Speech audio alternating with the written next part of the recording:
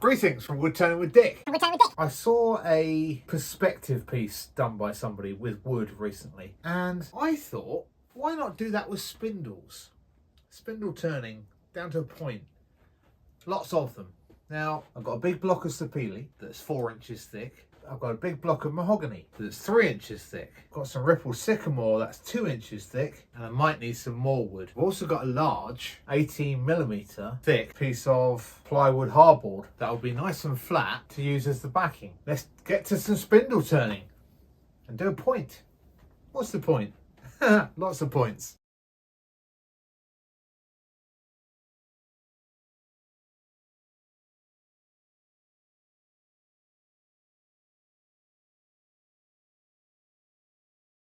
So I've sanded a bit of mahogany down to 400. I've sanded sealed it, and there's a couple of imperfections on one side, but not on the other. So that's fine because there's only one side of it showing. The last thing I need to do is bring that down to a fine point and then finish it on the belt sander. Wish me luck.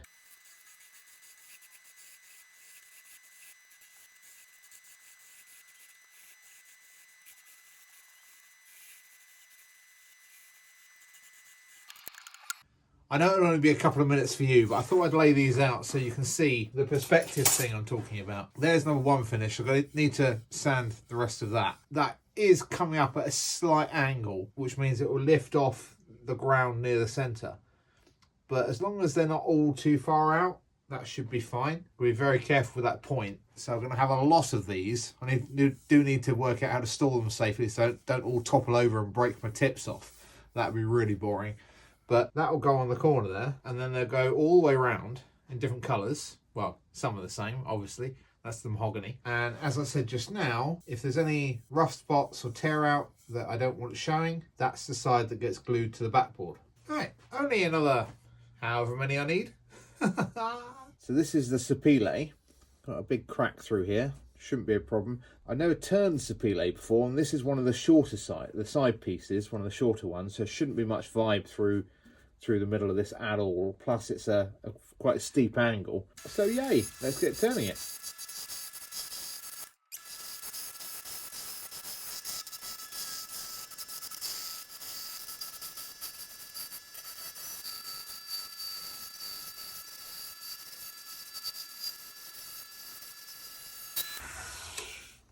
Crack's nearly gone, and I've still got a load of vibration. It's just because it's really thin there, and you know it does vibrate against the tool no matter how light a cut you do. Sandpaper will take that out quite easily. Let me show you.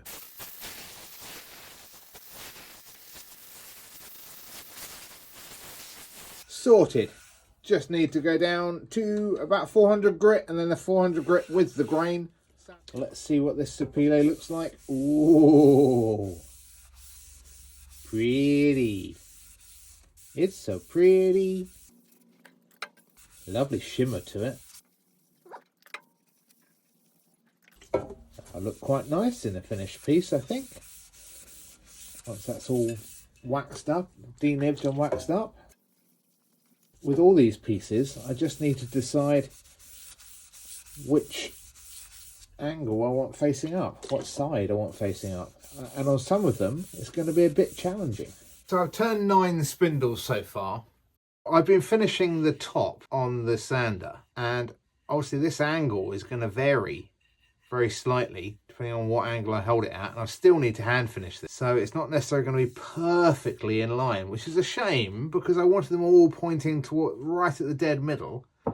But I don't think the angles and the maths are going to work exactly, so I'm going to have it a little bit further out. Now, it'd be nice if they're all pointing towards something in the middle. Now, yes, I could just gild this area here, or I could gild the entire area here, and so you get the gold coming through those little gaps in the back. So when there's a light, or when you're looking straight on it, you'll see all this gold coming through and it kind of perforating off. But what would be better than that? If I got a jigsaw and cut a hole in this backboard, and then I put maybe a 2.5 inch piece of wood flush with this, turn it so it dips down in the dead middle down to an infinity point, or what would look somewhat like an infinity point, cover all of this in gold, So again, you've got that gold poking through the gaps, and then you've got that curve down that looks like, wow, where's it go? Because it's gone further than the actual piece. That could work really well. It's an idea. What I need to do first is actually get some more wood. I've got one piece of this thin mahogany, two pieces of sapele left, and the rest of the sycamore. Now the sycamore is a real nuisance to turn. Because it's so thin, it's really vibey on the lathe. So it takes a lot of work to get it all sanded and beautiful. And I haven't got that angle quite right on that piece. That's particularly wide. Again, that could still work. Depends how many small gaps I've got to fill as I fill up this area around the outside edge. So I don't know what other wood I'm going to get, because I was kind of hoping to only do 3 different colours of wood. But yeah, let's see what I find. That's 10 of them turned and sanded. So if they're coming to the dead middle, then if I put these at this bit that I've sanded so that they're flush in the middle here, opens up a gap at the back here. Now I've got a great idea. I think it's great. I would, because I'm thinking it, of colouring this, but colouring it in a special way, which a lot of you would have done before, but I think it'll be fun to do it. And I'll make sure I've got my fire extinguisher handy. The idea I spoke of putting it in the middle here, of putting a bowl in, I'm still going to do that, but I need to wait until I finish the rest of the spikes. Now this is only 10. Another small mahogany. That one's on the lathe at the moment, the other sapele. And then tomorrow I'm going to go up and see Steve Iris to go and get some, what am I getting from him? Beech. Amongst a bunch of other stuff that I'm planning to buy from him, because he's got the best collection of exotic hardwoods that I've ever seen. He sent me so many pictures. He's up on junction 7 of the M4, and that's where I'm headed out tomorrow, because then when I get the beech back, I'm going to get enough to do all those missing sections. I'm back from seeing Steve Iris, and look what I got. That should do me to finish that piece, but look what else I got. Nice dry oak burl. That'll be quite pretty. It's reasonably dry. I'm going to test the moisture level in that. Probably put it up in the rafters to fully cure. Got some rather sexy pink ivory. Lovely. It's got a big crack butt and there's lovely pinks in that. Glorious. Loads of sapwood, which I'll probably leave in the sides, but that'll be nice. Rather nice York gum burr. Not very thick, that one, but look at the colour differential between the heartwood and the sapwood. These are incredibly heavy. I need to check with Steve what they were exactly. Not leadwood, not lignum, but blooming heavy. He did give me the proper name for them, and I shall write down when I contact him, but lovely stuff. You stack all this up properly. It's not everything, hang on. A lovely thick chunk of zero cote. That's going to make a nice deep bowl. Whoa, look at that, the grain. Looking forward to that piece. Some offcuts of some lignum he had. He was making some bowls for. And wondered if I could make something out of these 3. I'm sure I'll come up with something. If nothing else, it's just some nice little deep bowls. I think that's some more zero cote. Need to double check that one. Pretty. Wow. Of orange. Oh my god, there's going to be some gorgeous, gorgeous ripple in that. No idea what I'm going to make, but wow. Oh, that's a big old lump.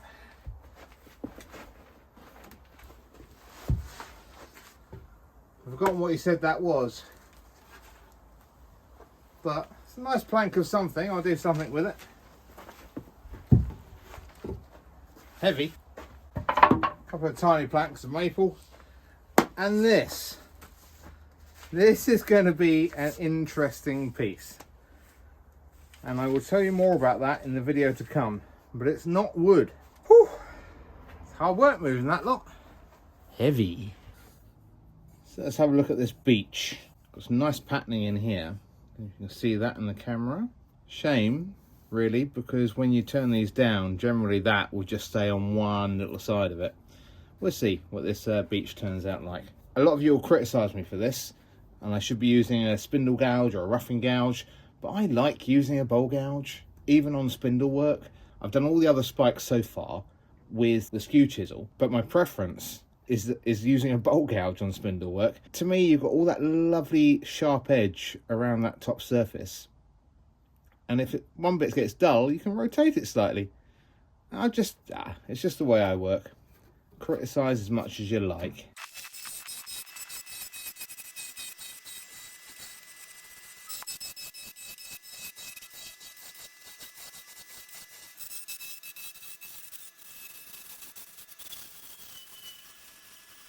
Close enough. Sandpaper will take care of the rest, and likely, there you go, that'd be nice, leading towards the centre. Use the grain there. I mean, this is pretty, don't get me wrong, but, and this doesn't work, and it's got this nasty browns here, so that can be on the bottom, but that leading down to the middle, that'd be quite nice.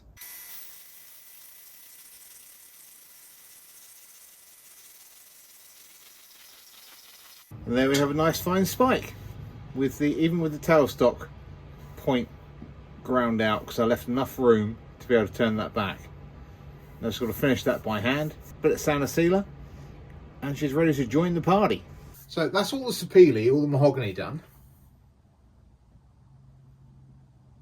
That one fits in there just nicely. Now I've got a lot more beech to turn. It's a shame you can't just click your fingers and another one appears in your hand. That'll go in there nicely. Oh, I need 2 stumpies here. Brilliant. Fattish one in here.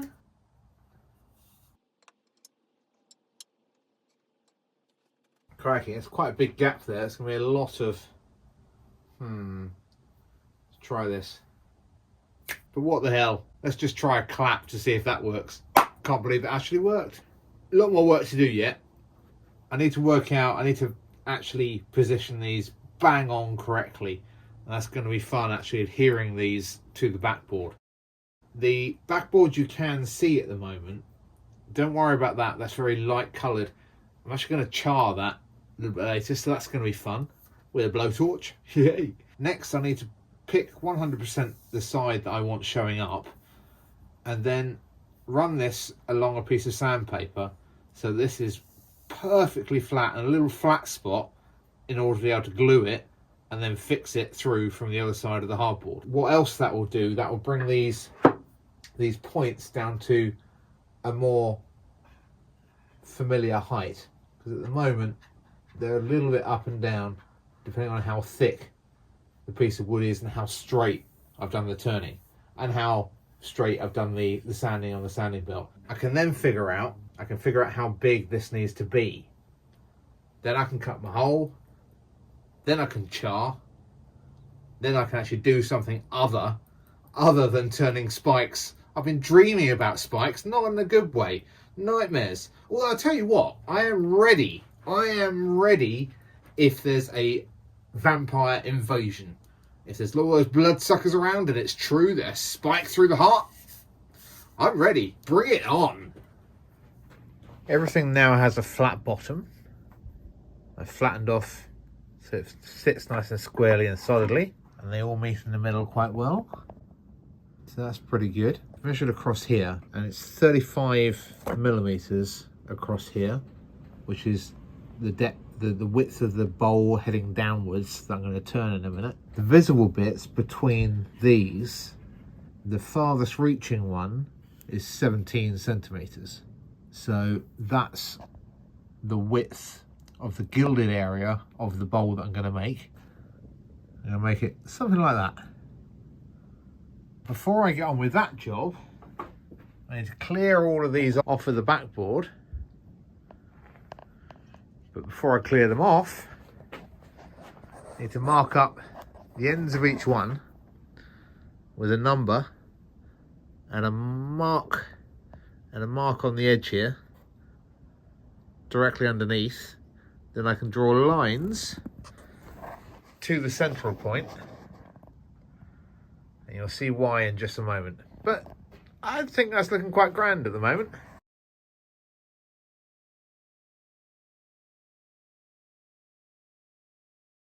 Pre-drill the backboard so that the screws go through nice and easily into the pieces. I'm using screws that pre-drill the hole as they come up in, so that will stop these splitting. I've now screwed all of these in, so they're all nice and solid. I now need to strip them all off again, because I need to cut the centre out. I couldn't pre-cut the centre out. I needed that on there so I could point them all to the middle.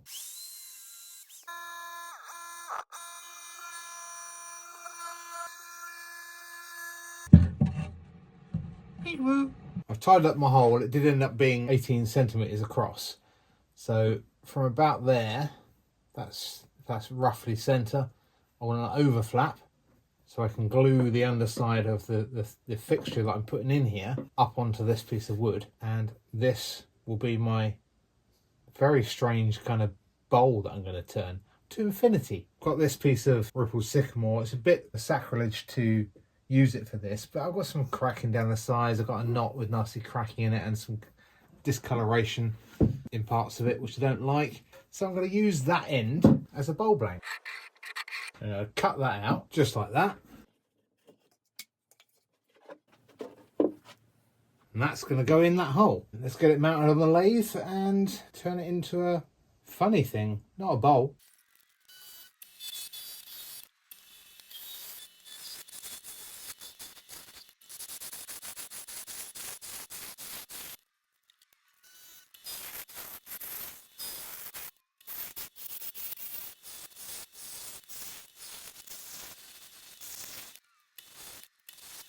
I've only finished that to 180.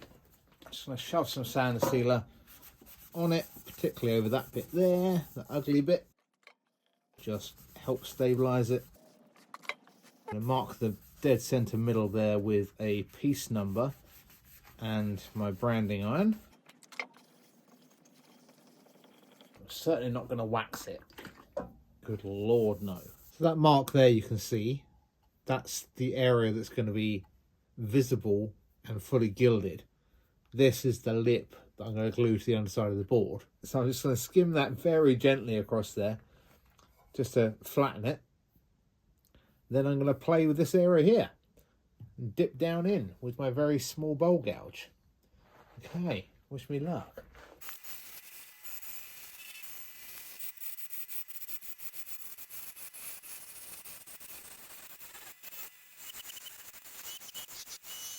That's looking pretty good. I might have overdone the base a bit. See if that fits my hole yet. It's probably still going to be slightly too big, but I want to go down gradually. So in case of taking it off, trying it, taking it off, trying it until it's just right. It's the perfect size. I'll show you in a minute. That'll be nice and strong with a bit of glue down here as well. That'll be nice and securely held. Right, now for the fun, interesting bit. 35mm. That's where the curvature wants to start, 35. Let's mark that up.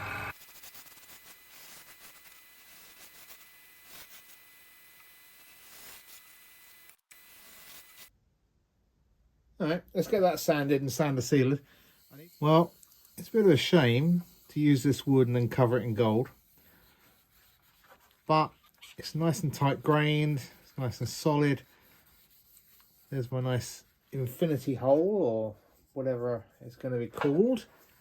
I trimmed the back off, I tied it up, and I'll put the stamp number and the piece number on the back there as a display plaque. But there's my dead centre, and that slides into place there. There's about a 2mm gap at the top there. Does not worry about that, because the points are going to come over to this outside edge here, and then it's going to flow down. But all of that is going to be covered in gold. I'll probably drop that. I'll probably give that to Lenore any moment, and she can gild it. Now is the bit I've been looking forward to. I get to char all of this. I don't have to do near the holes or near the pencil lines, because that's going to be glued down and have each stem on. But I do need to get the in-betweeny bits. But I'm just going to do quite a lot of it. Let's see how it goes.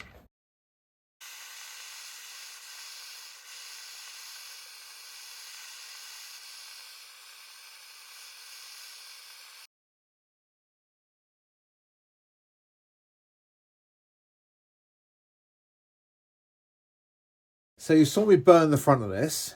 This is for all the screws that are going to be holding the spikes in place. You've seen my hole. You've seen what's going in that. I'm going to work on the brackets for the back, because what I think I'm going to do, I'm going to put a French cleat down each and every side, full length to the corners on the back. I'm going to cut up half one of those in order to do that. I also need to build a frame, so cut that into 4 planks. Let's try this click fingers thing again, shall we? That worked. And this one, half of this one into planks, and the other half as a half. We'll see what happens to it. So lovely. Let's get those out of the way, because that's not the next job. The next job are the French cleats on the back. I've already run these through the table saw at 45 degrees, and that there is enough to go all the way around the outside. Something like that. That is slightly lower than the French cleats.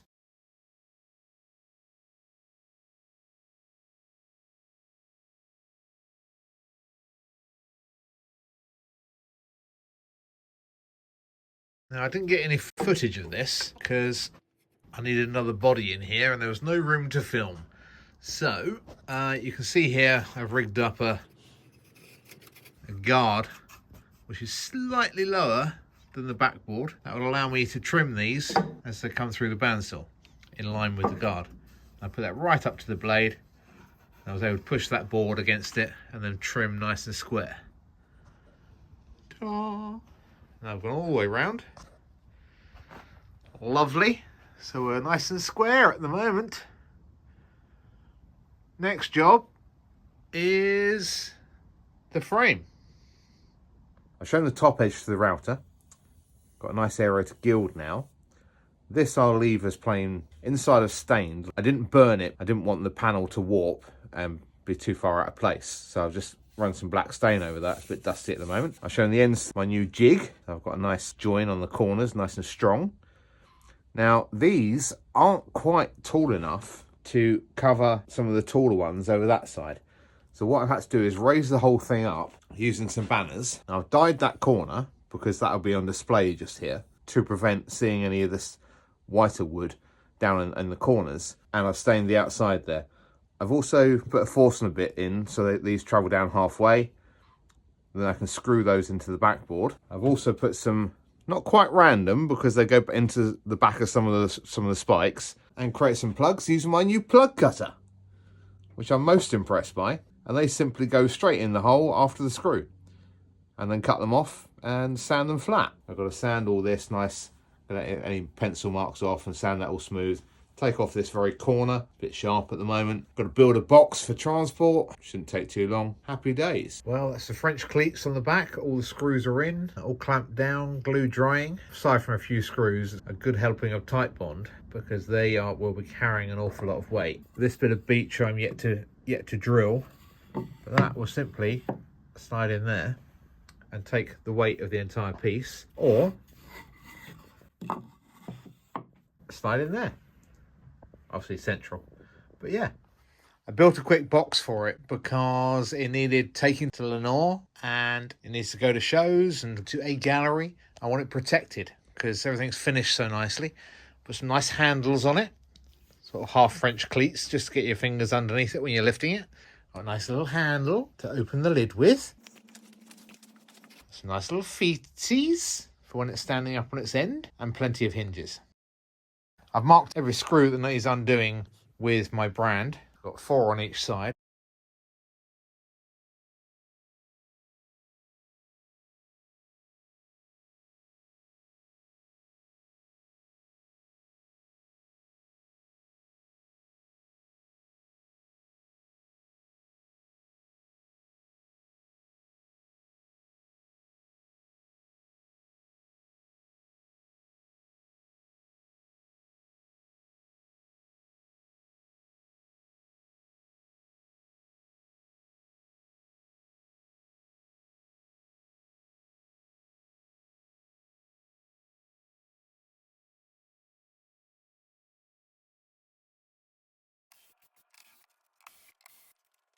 Let's get this box undone. Very nice. Very nice subtle gilding around the outside edge. And I've got my centerpiece fully covered in gold in the middle there. Right, get that glued in, and the last thing is to show you up on its end, because you don't really get the full effect with it laying in its box like this. Get that glued in, prop it up on its end, and show you the different upright, sideways, etc. And get some small bits of dust that are floating around on the inside here. Get them tidied up. A couple of little bits of gold floating around on the spikes. Get that in the middle, around the back, and see what it looks like. Whoa, can't wait.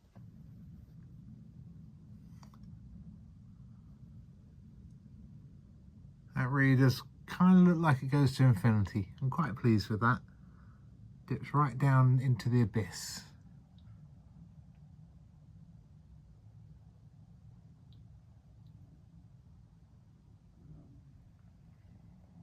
Out to the gilded frame.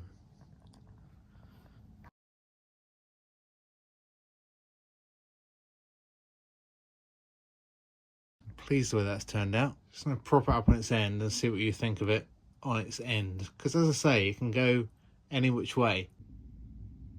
And there's the other way. Alright, just got to find a gallery for it now.